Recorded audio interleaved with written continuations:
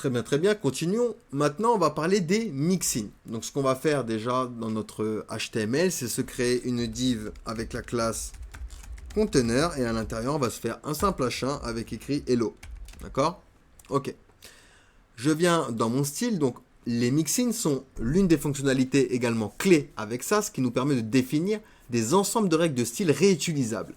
Ça va nous permettre d'écrire du code CSS générique et de les inclure dans différents sélecteurs. Ça facilite la maintenance et la réduction de la redondance du code. Donc déjà, on va voir comment définir un mixin. Pour définir un mixin, on va utiliser le mot-clé @mixin et on va lui donner un nom. Le nom que vous voulez, donc par exemple, moi je l'appelle centré. Il est important de lui donner un nom quand même qui veut dire quelque chose, qui correspond à la fonction du mixin.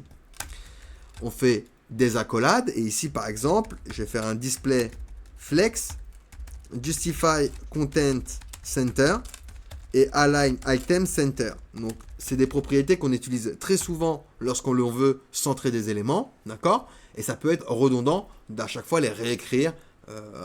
Pour chaque élément, on veut utiliser du coup display flex, justify content center et align item center. Donc une fois qu'on a déclaré le mixin, je vais pouvoir l'utiliser. Ici par exemple, je vais viser mon conteneur, je vais lui donner un BG Salmon. Hop, et je vais lui donner également une width de 500 pixels, une height de 300 pixels. Hop, et j'ai envie de centrer le H1, d'accord, à l'intérieur grâce à Flexbox, grâce du coup à mon mixin. Et bien je vais faire un @include, alors une seule fois, include, et on redonne le nom du mixin. Et hop, vous voyez ici, il a bien pris Justify Content Center, Align Item Center et Display Flex. Si je fais un clic droit inspecter et que je vais dans éléments et je clique sur Container, vous voyez ici, j'ai bien Display Flex, Justify Content Center et Align Item Center. D'ailleurs, on peut le voir même ici dans notre feuille de style CSS. Vous voyez, quand il a compilé, parce que les mixins n'existent pas dans le CSS natif. Donc, du coup, ici, il m'a bien mis Display Flex, Justify Content Center et Align Item Center. Et ce mixin, je vais pouvoir le réutiliser. Si, admettons, ici, hop, je me copie ça. Et lui, je vais lui dire, tiens, il va s'appeler box. Ok? Je vais venir ici. Donc, alors, pas ici, mais ici. Donc, box, on va lui donner une height de 300 pixels, une width de 100%. On va lui donner un BG, orange. Orange, d'accord? Donc là, j'ai bien ma deuxième box. Et tiens, j'ai envie d'inclure également Flexbox. Donc, @include, hop, centré. Vous voyez, je peux l'appliquer à plusieurs éléments. Et lui aussi, du coup, va avoir Display Flex, Justify Content Center et Align Item Center.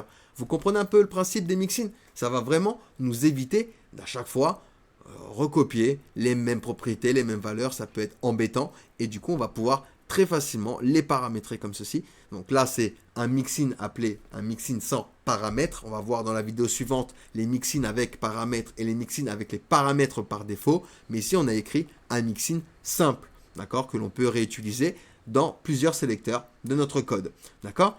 Donc, on peut inclure le même mixin, comme je vous ai dit, dans plusieurs sélecteurs. Et les mixins sont particulièrement utiles pour regrouper du coup des ensembles de règles de style communes et les réutiliser à plusieurs endroits. Et ça facilite la maintenance du code, car vous allez pouvoir mettre à jour les règles de style dans une seule définition de mixin et les modifications seront appliquées automatiquement partout où la mixin a été utilisée.